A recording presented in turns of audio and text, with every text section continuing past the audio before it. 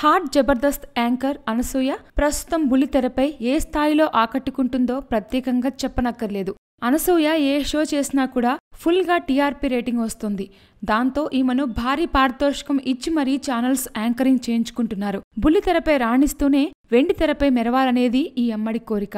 అడపాదడపా ఛాన్సులు వస్తున్నా కూడా హీరోయిన్ గా మాత్రం అవకాశం రావడం లేదు.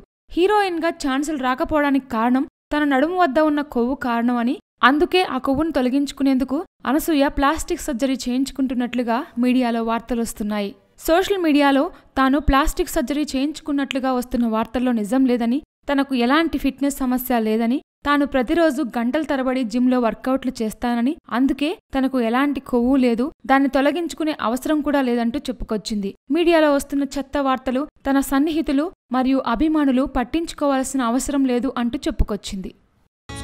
Please subscribe. Hi, it's me Purna. Please subscribe.